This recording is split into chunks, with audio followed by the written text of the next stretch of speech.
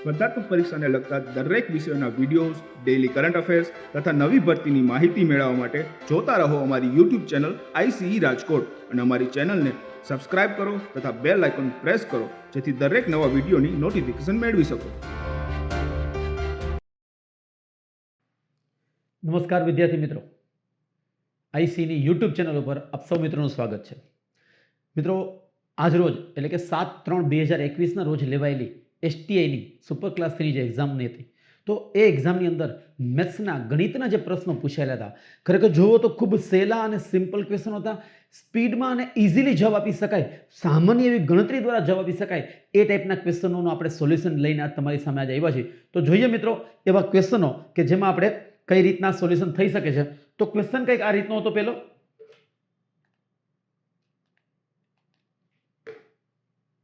P ની હાલની ઉંમર R ની હાલની ઉંમર કરતા 3 ગણી છે. સિમ્પલ વસ્તુ છે મિત્રો. આવા જ્યારે ક્વેશ્ચનો છે કે P અને R, P ની હાલની ઉંમર, આ હાલની ઉંમર, જો ગણતરી ઘણી બધી રીતે થઈ શકે. એક કોમન રીતે ગણતરી કરીએ તો x ધારીને આપણે ગણતરી કરી શકાય. બહુ નોર્મલ રીતે કે P ની ઉંમર હાલની R ની ઉંમર કરતા 3 ગણી હતી, એટલે R ની x હોય તો P ની એના કરતા 3 ગણી છે. આ સિમ્પલ એક વાક્ય મુજબ ધારણા, એક વાક્ય મુજબ સમીકરણ. ઉંમરવાળા ક્વેશ્ચનમાં કોમન વસ્તુ છે કે 2 વાક્યો આપેલા હોય, એક વાક્ય મુજબ ધારણા કરવાની અને એક વાક્ય મુજબ સમીકરણ. આ ધારણા થઈ ગઈ. હવે આપણને કીધું 4 વર્ષ પછી, તો બેયને 4 વર્ષ પછી લઈ જવા પડે, એટલે +4 બેયમાં. ખબર જ છે કે 4 વર્ષ પછી એટલે ઉમેરવાનો આવે, તો બેયમાં 4 વર્ષ પછી થઈ ગયું. તે સમયની ઉંમર કરતા અઢી ગણી થશે. એટલે કોણ અઢી ગણી થાય? P. સમીકરણ બનાવવું હોય તો ઊંધું કરવું પડે. આ ધારણા હતી એટલે આ 3 ગણો છે તો 3 આને જ દીધા. આમાં અઢી ગણા થાય છે પણ સમીકરણ બનાવવું છે એટલે અઢી આને દેવા પડે. એટલે આપણે 2.5 આને દઈ દેશું. બસ સિમ્પલ. આ 3x + 4 અઢી ગણા કરો તો કેટલો થઈ જશે? આ 2.5x અને આ 2.5 ગુણ્યા 4 કરો એટલે 10. બંને સાથે ગુણાકાર થાય. 2.5 ગુણ્યા 4 એટલે 10. હવે આમાંથી આ બાદ કરી નાખો એટલે 0.5x મળે. x સ્વરૂપદ x માંથી બાદ 4 છે એ રકમમાંથી બાદ એટલે 4 10 માંથી જાય તો 6 મળે. તો x બરાબર 6/0.5 પોઈન્ટ કાઢી નાખો તો 12 × 5 = 60. x બરાબર કેટલા આવ્યા? 12.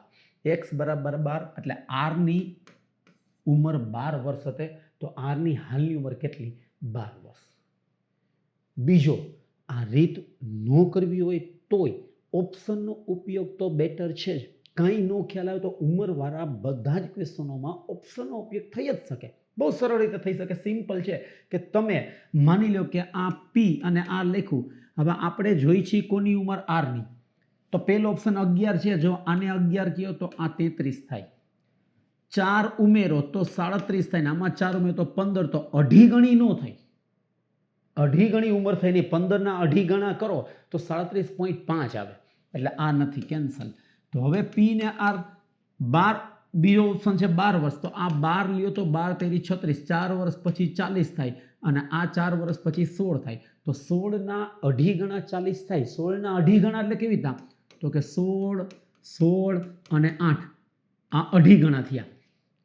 2 ગણા અને એના અડધા એટલે અઢી ગણા. તો આ 40 થાય કે ન થાય? છે. તો ડન. એટલે 12 ઓપ્શન ડન થઈ જશે. એટલે આ રીતે પણ થઈ શકે. ઓપ્શનનો ઉપયોગ તો બેટર છે જ, પણ ક્યારેક આવું એક્સ અને રીત કરીને પણ કરી શકાય. પણ હતો સિમ્પલ ક્વેશ્ચન, નોર્મલ ક્વેશ્ચન કે જે ક્લાસ 3 લેવલે પણ પૂછાય છે, બરાબર, અને 1-2 લેવલે પણ પૂછાય છે. એટલે બહુ સરળ ક્વેશ્ચન હતો. તો મિત્રો, આવા જ કંઈક ક્વેશ્ચનમાં આગળ વધીએ તો ગણિતનો બીજો કંઈક ક્વેશ્ચન કંઈક આ રીતનો હતો. બહુ સરસ મજાનો સિમ્પલ ક્વેશ્ચન છે. એક રકમ ચક્રવૃદ્ધિ વ્યાજે 2 વર્ષ માટે 3% વાર્ષિક દરે લેવામાં આવે છે. 2 વર્ષ બાદ વ્યાજ આટલું મળે, વ્યાજ એટલું મળે તો રકમ કેટલી? સિમ્પલ વસ્તુ છે મિત્રો. રકમ કેટલી? ઓપ્શન ઉપયોગ થઈ શકે પણ આમાં ઓપ્શન ઉપયોગ લાંબો પડી જાય. એટલે આપણે રકમ માની લો કે 100 ધારી લઈ. કેટલી રકમ ધારી લઈ? 100 રકમ ધારી. હવે 100ના 3% 3 મળે. પહેલા વર્ષે 3. ચક્રવૃદ્ધિ વ્યાજનો આપણે જે ટોપિક શીખવાડ્યો છે એમાં કઈ રીતના વ્યાજ શોધવું એ ખ્યાલ જ છે કે 100ના 3% 3 થશે. બીજું 3ના 3 બીજા વર્ષે મળશે. પહેલા વર્ષે 3 મળે તો બીજા વર્ષે 3 મળે. ચક્રવૃદ્ધિ વ્યાજ છે એટલે વ્યાજનું વ્યાજ. તો 3ના 3%. 3ના 3% કરો એટલે 0.09, 3 તેરી 9 છેદમાં 100, 0.9. તો ટોટલ કેટલું મળ્યું? 6.09. ટોટલ વ્યાજ મળ્યું 6.09. તો 6.09 વ્યાજ છે 2 વર્ષનું. 6.09 વ્યાજ છે. 6.09 2 વર્ષનું વ્યાજ. ત્યારે રકમ કેટલી હતી? 100. અહીંયા વ્યાજ કેટલો આપ્યું છે? 487.20. તો રકમ કેટલી? સિમ્પલ 83 થઈ ગઈ કે આટલું વ્યાજ મળે છે, પણ આપણે રકમ 100 ધારી તો આટલું વ્યાજ મળે ત્યારે રકમ કેટલી? આ 609 છેદમાં 487.20 ગુણ્યા 100. હવે આશરે છેદ ઉડાડવાનો છે. આશરે કેવી રીતે છેદ ઉડાડશો? સિમ્પલ વસ્તુ છે. તમે આ 4 આંકડા અને આ 2 આંકડા સામાન્ય 600 ગણી લ્યો, 600 અને આને 4800 ગણી લ્યો. 600 ને 4800 ગણી લ્યો તો 600 અઠ્ઠા 4800 થાય. આ 8 છેદ ઉડી ગયો, 8 ની પાછળ 3 0, 8000. ખ્યાલ એવો કેવી રીતે છેદ ઉડાડી છે આપણે? નોર્મલ ઇઝીલી છેદ ઉડાડવાનો છે. 609 નો ઘડિયો મને કે મારા ખાનદાનમાં કોઈ નહીં આવડતો હોય તો મને એટલી ખબર પડે કે 609 બરાબર. તો 9 ના ઘડિયામાં 2 ક્યારે? તો કે 9 અઠ્ઠા 72, 6 અઠ્ઠા 48, 400. પહેલું છેલ્લું સરખાવી દો, વાત થઈ જાય પૂરી. 8 જ હાલે. તો આ 8000. તો મિત્રો સિમ્પલ ક્વેશ્ચન થઈ ગયો, સાવ ઇઝી ક્વેશ્ચન થઈ ગયો, નોર્મલ. તો આ રીતે જવાબ મેળવી શકાય. તો 8000 આપણો જવાબ થઈ જશે. એટલે આવું જ્યારે રકમ હોય ત્યારે આપણે 100 ધારીને કરી શકાય. મિત્રો આવો જ કંઈક ક્વેશ્ચન પછીનો લઈએ તો પછી પણ આવો જ સિમ્પલ ક્વેશ્ચન છે, સરળ ક્વેશ્ચન છે. આ રીતનો છે કે એક દોડવીર, ઓહો એટલો સહેલો ક્વેશ્ચન પૂછી રહ્યો છે. અંતર સમયને ઝડપનો ક્વેશ્ચન છે, બહુ જ સરળ. એક સામાન્ય 83 થઈ જાય. બીજું કંઈ લાંબુ વિચારાય નહીં, કોઈ શોર્ટકટની જરૂર નથી. ઓલરેડી શોર્ટ ક્વેશ્ચન છે. 600 મીટર 12 સેકન્ડ. 600 મીટર 12 સેકન્ડમાં પસાર કરે તો 3 કિલોમીટર લાંબા રનિંગ ટ્રેકને કેટલા સમય પસાર કરે? 3 કિલોમીટર. હવે આ મીટર છે તો આ મીટર લખાય. 3 કિલોમીટર એટલે 3000 મીટર. કેટલી સેકન્ડ? That's all. આમ સિમ્પલ જુઓ તો આ 0 ના 0 નીકળી જાય. 6 પંચા 30 થાય કે નહીં? તો 12 પંચા કેટલા થાય? 60. તો 60 સેકન્ડ. તો 60 સેકન્ડ ક્યાં છે? 1 મિનિટ એટલે 60 સેકન્ડ. આથી વિશેષ તો કેટલોક સહેલો ક્વેશ્ચન હોય. સુપર ક્લાસ 3 લેવલે મિત્રો આવું બહુ સરળ સિમ્પલ ક્વેશ્ચન મૂક્યું છે. ગણિતના મિત્રો એક ક્વેશ્ચન એવો નથી કે જેમાં વાર લાગે, જેમાં સમય બગડે, કે જે થોડોક હાર્ડ હોય. બહુ જ સરળ ક્વેશ્ચન હતા, સિમ્પલ ક્વેશ્ચન હતા. થોડીક અમથી સામાન્ય બુદ્ધિનો ઉપયોગ કરવાનો છે, બાકી ઇઝીલી માર્ક કવર કરી શકો એ ટાઈપના ગણિત અને રીઝનિંગના ક્વેશ્ચન હતા. તો મિત્રો જોઈએ આના પછીનો ક્વેશ્ચન એવો જ કંઈક. 4 અંકોની સૌથી મોટી પૂર્ણાંક સંખ્યા. 4 અંકોની સૌથી મોટી પૂર્ણાંક સંખ્યા. સિમ્પલ વિચાર કરો કે 100 નો વર્ગ કરો તો 10000 થાય કે ન થાય? થાય. તો 10000 તો 5 અંકોની નાનામાં નાની સંખ્યા થઈ ગઈ. આપણે 4 અંકોની મોટામાં મોટી સંખ્યા જોતી હોય એ પૂર્ણાંક, તો 99 નો વર્ગ કરવો પડે કે નહીં? કારણ કે 100 નો વર્ગ 10000 થઈ જાય. તો 99 નો વર્ગ, તો 99 નો વર્ગ કરવો હોય તો આપણે એક સિસ્ટમ શીખવાડી છે કે 2 9 છે તો 1 9 લખો, 1 0 લખો. જેટલા 9 હોય એમાંથી એક ઓછો અને 1 0. વચ્ચે અહીંયા જગ્યા એટલે રાખી છે કે અહીંયા 8 લખવાનું અને અહીંયા 1 લખવાનું. માની લો કે આજે એક ઉદાહરણ આપી દઉં કે 9999 નો વર્ગ કરવો છે તો 2 9 લખાય, 2 0 લખાય. આ 8 અને 1. આ 999 નો વર્ગ થઈ ગયો. મિત્રો બહુ સરળ છે. તો 9801 અને અમથું યાદ હોય કે 9801 છે એ 99 નો વર્ગ છે અને સૌથી મોટામાં મોટી 4 અંકોની પૂર્ણાંક સંખ્યા છે. તો સિમ્પલ ક્વેશ્ચન હતા મિત્રો. આવી જ રીતે ઇઝી ક્વેશ્ચનો જોઈએ પછીનો. તો પછી કંઈક આ રીતનો ક્વેશ્ચન છે. માહિતીનો મધ્યસ્થ કેટલો? મિત્રો મધ્યસ્થ તો બીજું કંઈ હોય નહીં, કાંઈ બીજી ગણતરી નથી કરવી પડતી.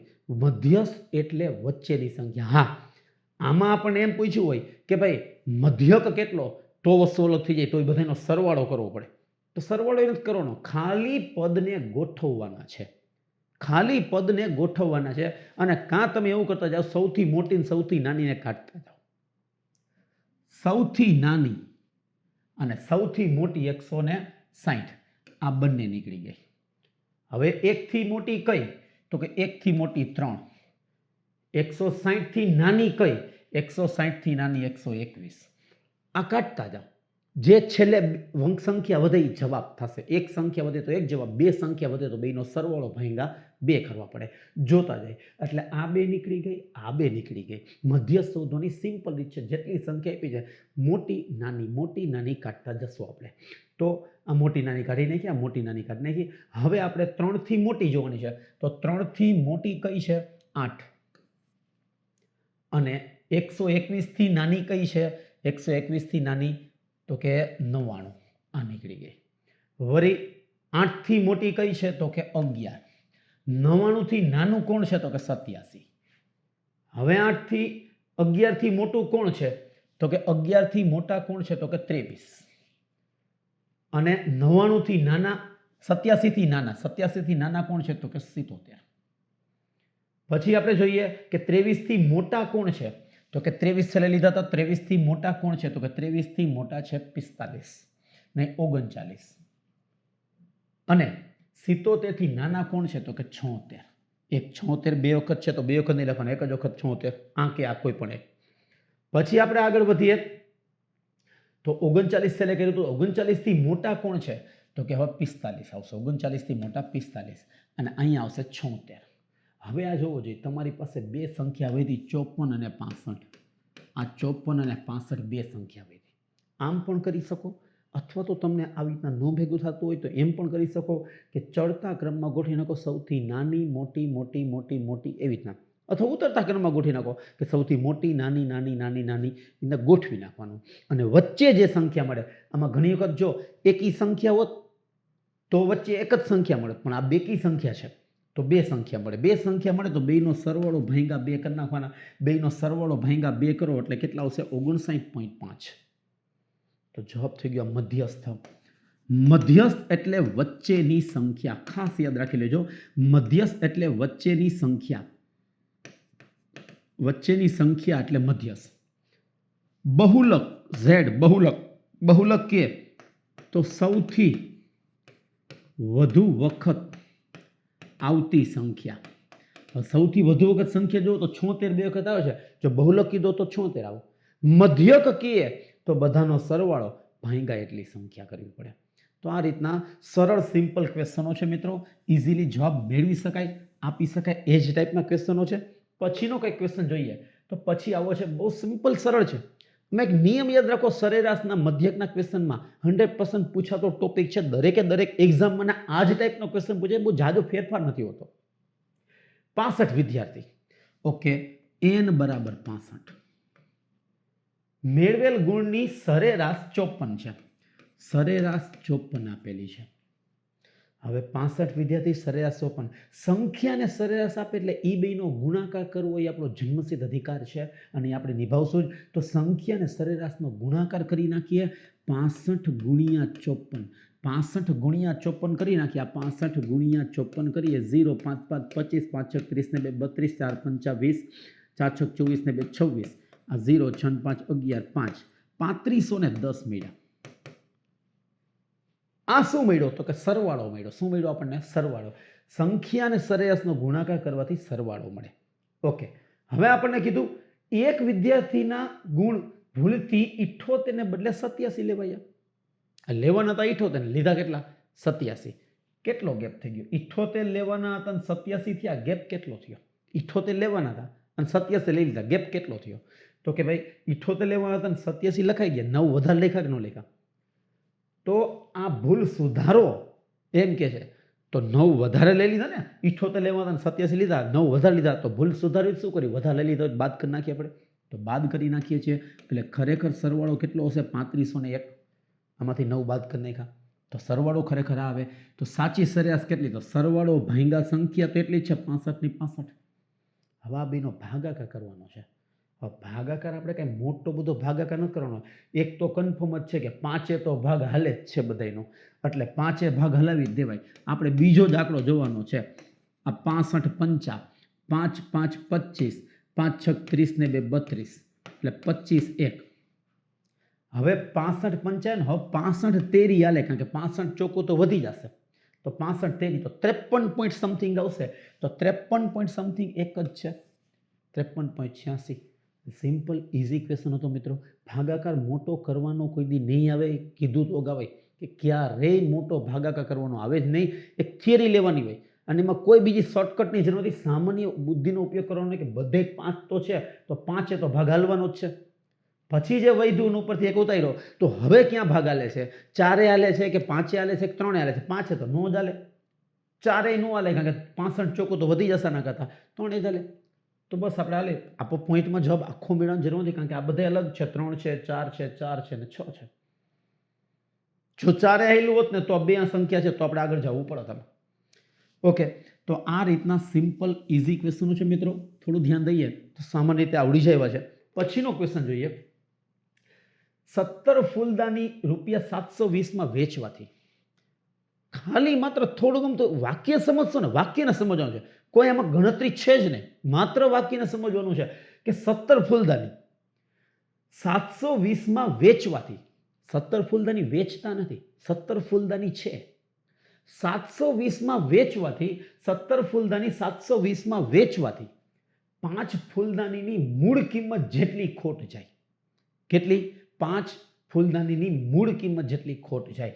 એટલે કે ખરેખર 12 ફૂલદાની હોય,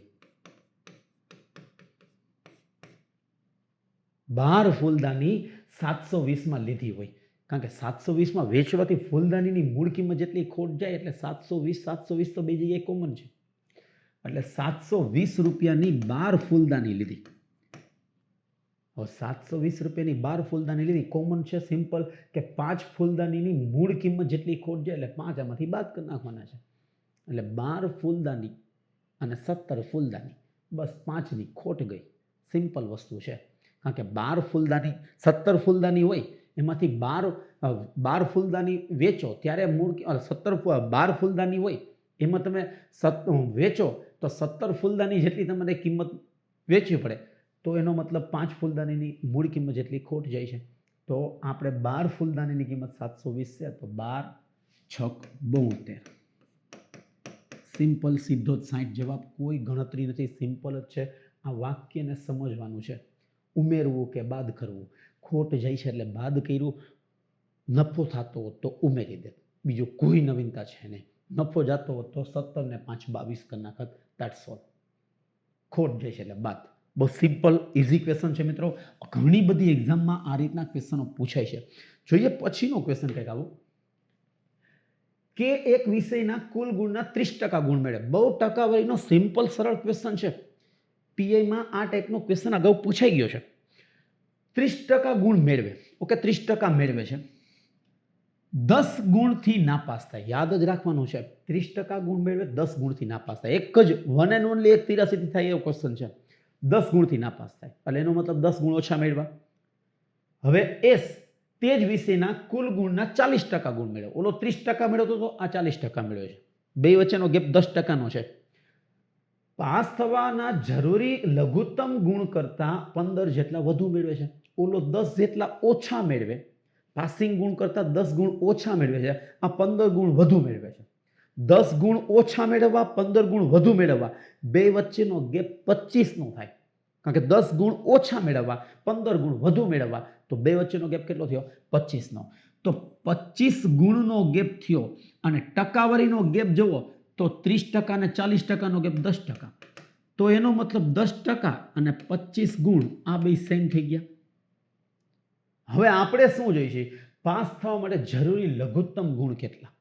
ઓકે, તો હવે એના માટે 40 કે 30 કોઈ પણ એક લઈ લો ટકાવારી, કે 10% એટલે 25 ગુણ. હવે માની લો કેમ કીધું કે કુલ ગુણ કેટલા, તો 100% એ કેટલા?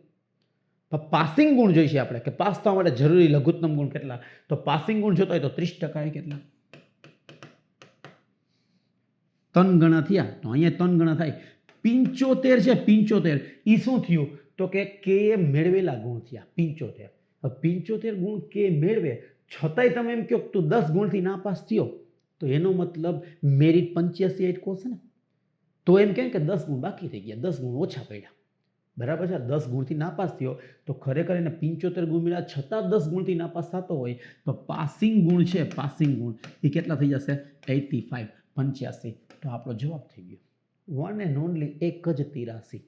તમે 40 લ્યો, માની લો કે તમે 40 લ્યો કે 40% એ કેટલા, તો 4 ગણા તો 100, તો આ 100 થયા, તો 100 થયા એ શું થયા 100, તો કે એસ એ મેળવેલા ગુણ થયા, કારણ કે એસ 40% ગુણ મેળવે એટલે કે 100 ગુણ મેળવે.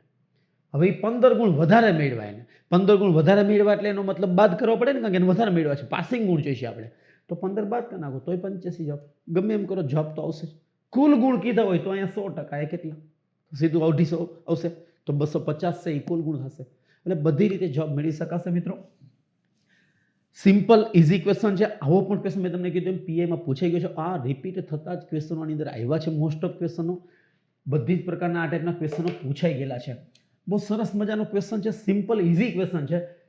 એક વ્યક્તિ 3 અલગ અલગ બચત યોજનામાં 6 વર્ષ, 10 વર્ષ ને 12 વર્ષ માટે, અલગ અલગ વર્ષ માટે અનુક્રમે 10%, 12% અને 15% ના સાદા વ્યાજે રોકાણ કરે.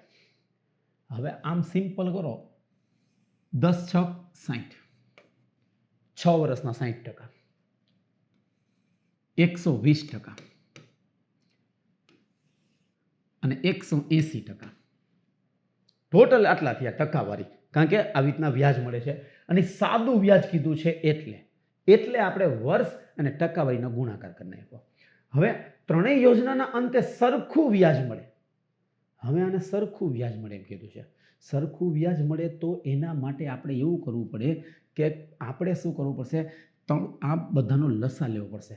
લસા લેશો બધાનો એટલે કેટલો આવશે, તો કે લસા 360 આવશે. બધામાં 360ના ઘડિયામાં, બધાના ઘડિયામાં 360 આવે. 180 દુ 360 થાય, 120 તેરી 360 થાય, 60 છક 360 થાય.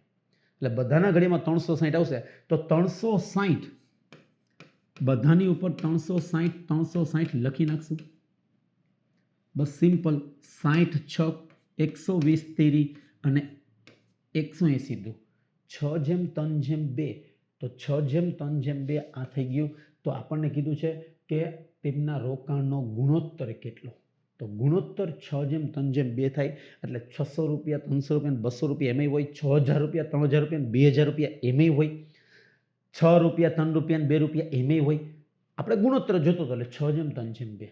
that's all. સિમ્પલ, એકદમ ઇઝી, નોર્મલી જવાબ આપી શકાય એ ટાઈપનો ક્વેશ્ચન છે.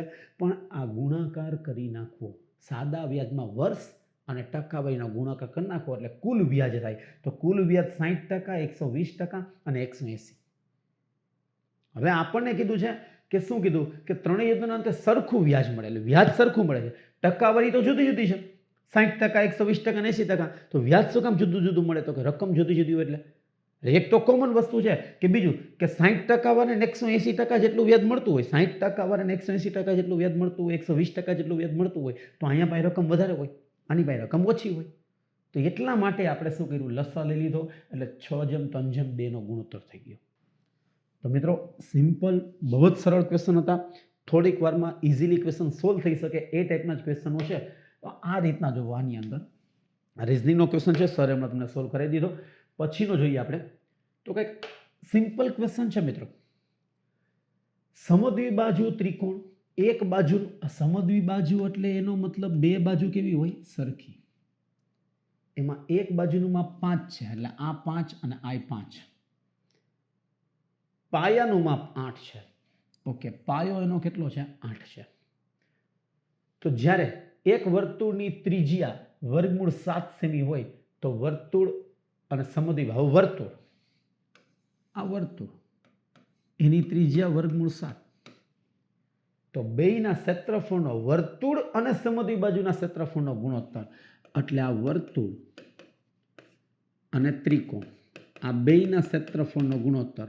હવે બેયનું ક્ષેત્રફળ આપણે શોધી નાખીએ. તો પહેલા આનું ક્ષેત્રફળ શોધવું છે તો ઘણી બધી રીતે શોધી શકાય. એક કોમન રીત કરવી તો બે બાજુ સરખી હોય ને તો બે સરખા ભાગ કરી નાખાય. આ 8 છે તો 4 4 થઈ જશે. હવે તમે વિચાર કરો કે આ કાટકોણ ત્રિકોણ હોય તો 4 5 અને 3 ની ત્રિપુટી છે. 3 4 ને 5 ની ત્રિપુટી કાટકોણ ત્રિકોણની ત્રિપુટી છે, 3 4 અને 5. અથવા તો આના વર્ગમાંથી આનો વર્ગ બાદ કરી નાખો તો આનો વર્ગ મળે. 25 માંથી 16 બાદ કરો એટલે 9 9 નું વર્ગમૂળ 3. અથવા ત્રિપુટી 3 4 ને 5 ની ત્રિપુટી છે, તો આ 3 થઈ ગયો. તો વેધ મળી ગયો, પાયો મળી ગયો. તો હવે ત્રિકોણના ક્ષેત્રફળનું સૂત્ર 1/2 પાયો ગુણ્યા વેધ.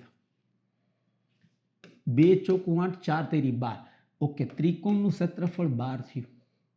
વર્તુળનું ક્ષેત્રફળ પાયા સ્ક્વેર 22/7 ગુણ્યા r નો વર્ગ વર્ગમૂળ 7 નો વર્ગ 7 ઉડી ગયા 22.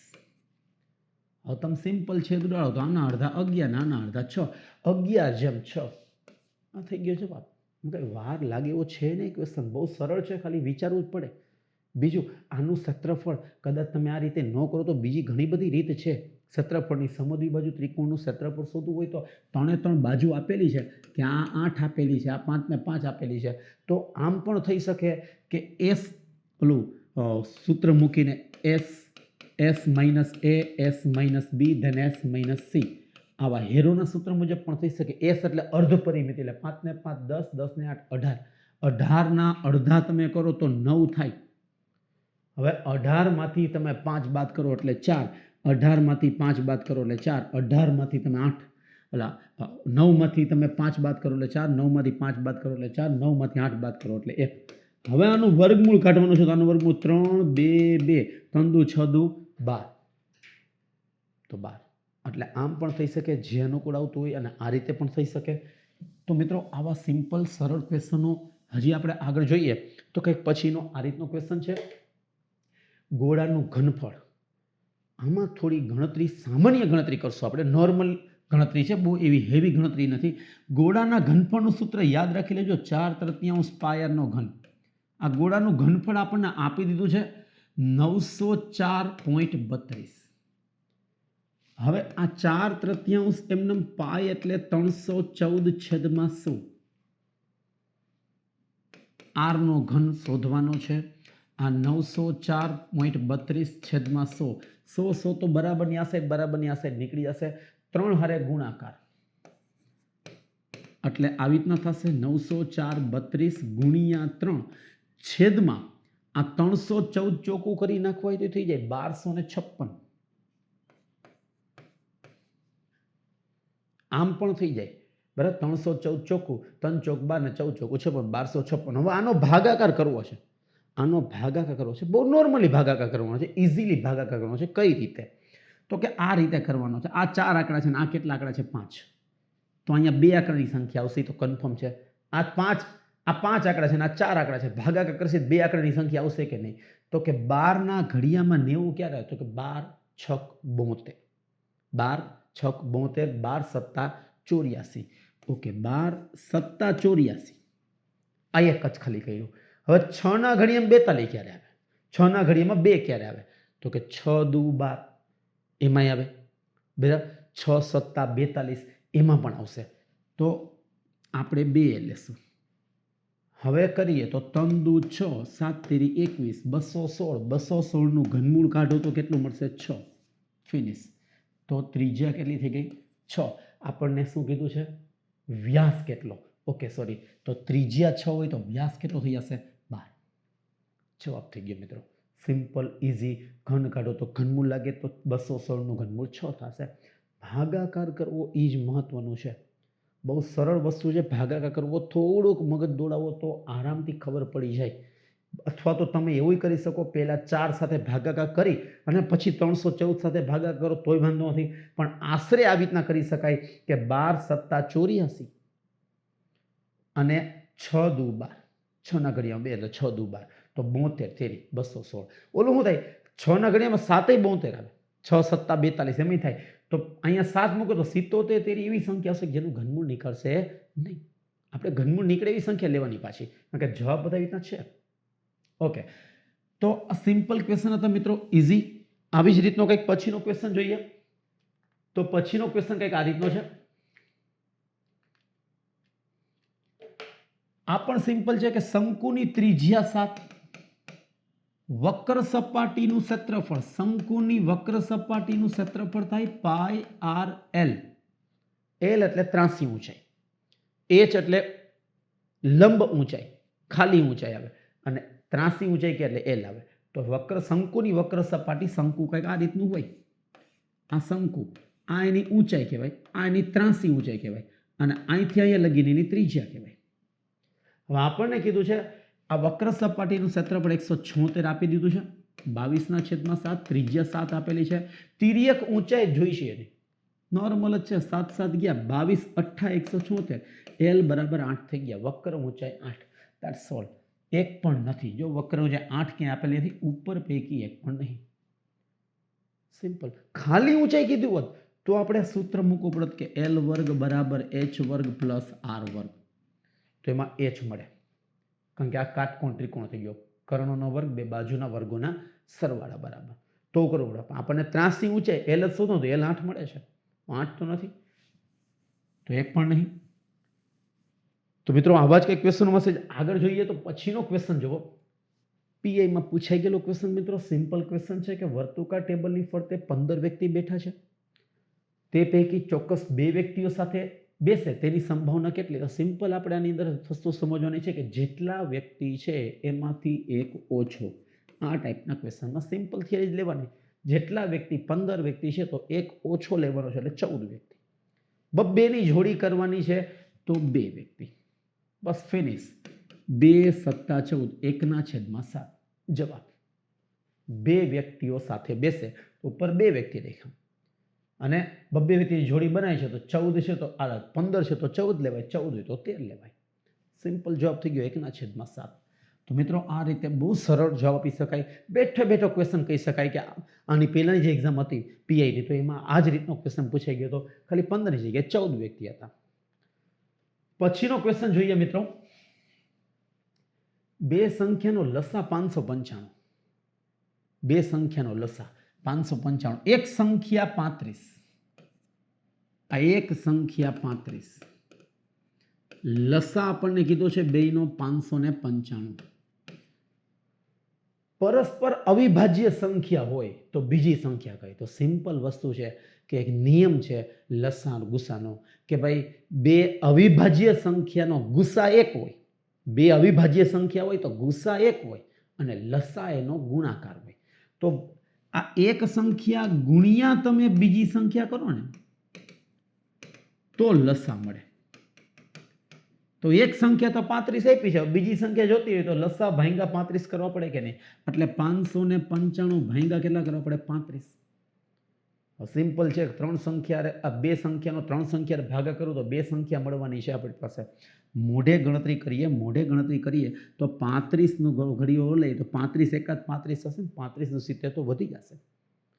સિમ્પલ આની બાદબાકી તો થઈ શકે કે 35 આમાંથી તમે બાદ કરો, આ 595 ભાંગા 35 કરો તો 35 એકા 35, આ 4 વધ્યા, આ 2 વધ્યા, 45. તો 35 પંચા કરીએ તો 5 5 25, 5 તેરી 15 ને 2 17 ઘટશે, તો પછી 7 નહીં આવે. એટલે 7 કરીએ તો 35 સત્તા કરો તો 7 પંચા 35, 7 તેરી 21 ને 3 24 થઈ ગયું 17. તો 17 આપણો જવાબ થઈ જશે મિત્રો. સિમ્પલ ઇઝી રીતના જોઈ શકાય, ગણતરી કરી શકાય. પણ આમાં એક નિયમ ખબર હોવી જોઈએ લસા ગુસ્સાનો, કે બે અવિભાજ્ય સંખ્યા છે તો એનો ગુસ્સા 1 થાય અને લસા એનો ગુણાકાર થાય. તો આપણને એક 35 મળી અને એક મળી 17. તો 35 અને 17 એકબીજા માટે અવિભાજ્ય છે. 35 અવિભાજ્ય નથી, 17 અવિભાજ્ય છે, પણ 35 અને 17 એકબીજા માટે શું કહેવાય? અવિભાજ્ય. દાખલા તરીકે એમ કહું 35 અને 34, તો એકબીજા માટે અવિભાજ્ય. 35 અવિભાજ્ય નથી, 34 અવિભાજ્ય નથી, પણ 35 અને 34 ના એકબીજાના અવયવ જે છે એ કોમન નથી, એટલે એકબીજા માટે અવિભાજ્ય કહેવાય. તો સિમ્પલ લસા ગુસાનો ક્વેશ્ચન હતો. પછીનો ક્વેશ્ચન જોઈએ. આ પણ બહુ સરળ ક્વેશ્ચન છે કે 4 ઘાત વત્તા 4 -1 ઘાત ગુણ્યા 2 નો વર્ગ. હવે આમાં શું, કોઈ પણની 0 ઘાત કરો એટલે 1 થશે, માઇનસ ઘાત હોય તો એને છેદમાં જવા દેવા પડે, પ્લસ ઘાત થઈ જાય તો જ. 4 -1 ઘાત માઇનસ ઘાત હાલે નહીં, એટલે એને છેદમાં નાખવા પડે. ગુણ્યા 2 નો વર્ગ એટલે 4. હવે 4 તમે લસા લ્યો તો 4 × 4 ને 1 5, પૂરું થઈ ગયું, 5 જવાબ આવી ગયો. આથી વિશેષ તો કેટલોક સહેલો ક્વેશ્ચન મિત્રો, બહુ સરળ, એકદમ સરળ ગણિતના ક્વેશ્ચનો છે. તમે જોઈ શકો છો કે એવી કોઈ આપણે ગણતરી મોટી કરેલી છે જ નહીં કે જેમાં તમને ખ્યાલ ન આવે. માત્ર ને માત્ર વિડીયો જોતા રહ્યો, સમજતા રહ્યો. અવનવા વિડીયો આપણે આ રીતના મૂકતા જ રહેશું, જેથી કરીને તમને ક્લાસ 3, ક્લાસ 1, 2, સુપર ક્લાસ 3 તમામ જગ્યાએ ગણિતના જે પ્રશ્નો છે એ ઇઝીલી તમે સોલ્વ કરી શકો. એના માટે વિડીયો જોતા રહેજો મિત્રો ખાસ. તો પછીનો ક્વેશ્ચન આપણે આવી જ કંઈક વાત કરીએ તો મિત્રો, સિમ્પલ ક્વેશ્ચન છે. અજીત 80 પ્રતિ રીમ એટલે એક રીમના 80 પ્રતિ રીમ એટલે એક રીમના 80 રૂપિયાના ભાવે 220 રીમ કાગળ ખરીદે. રીમ એ માપ છે એક. તો 80 પ્રતિ રીમ, એક રીમના 80 રૂપિયા એવું 120 એટલે 12 અઠ્ઠા 96, 120 રીમ ગુણ્યા રૂપિયા 80 એટલે 12 અઠ્ઠા 9600 રૂપિયા એની ખરીદી થઈ. ખરીદી 9600 રૂપિયાની. પછી કે છે ત્યારબાદ 280 રૂપિયા ટ્રાન્સપોર્ટના. ઓકે, આ ખર્ચ થયો 280 રૂપિયાનો. 40 પૈસા પ્રતિ રીમ એક્ટ્રોય તરીકે. તો 40 રૂપિયા પ્રતિ રીમ, તો 120 રીમ હોય અને ગુણ્યા 40 કરો તો 12 ચોકો 4800 પૈસા. કારણ કે 40 પૈસા કીધા છે અહીંયા આપણને. તો 4800 પૈસા એટલે 48 રૂપિયા થાય ને. આ બધા રૂપિયા જ લખી છે આપણે. તો આ પણ ખર્ચ થયો, આ ખર્ચ થયો, આ ખર્ચ થયો. પછી કીધું 72 રૂપિયા કુલીને ચૂકવે છે. તો 72 રૂપિયા કુલીને ચૂકવ્યા, 72 રૂપિયા કુલીને ચૂકવ્યા. હવે તમે ટોટલ કરો, એટલે 10,000 થાય. તો 10,000 એની પડતર કિંમત થઈ. નહીં ના હોય, ખરીદી આટલા રૂપિયામાં કરી હતી પણ આટલા રૂપિયામાં પડ્યું એટલે ખરેખર તો એને 10,000 રૂપિયામાં પડ્યું ને. હવે એને 8% નફો મેળવવો છે. તો આમાં 8% નફો મેળવવો હોય તો 10,000ના 8% કેટલા થાય? 800. તો 800 એટલે કે 8% આ નફો એડ કરી દીધો એટલે 10,800 એની વેચાણ કિંમત થઈ. પડતર કિંમતમાં નફો એડ કરો એટલે વેચાણ કિંમત મળે 10,800. ઓકે, તો કયા ભાવે પ્રત્યેક રીમ વેચવું પડે? પ્રત્યેક રીમ એટલે શું? તો કે 10,800 તો 120 રીમના છે. તો ભાંગા કેટલા કરવા પડે? 120. 0 0 12 9 108 90 રૂપિયા થયા પ્રતિ રીમના.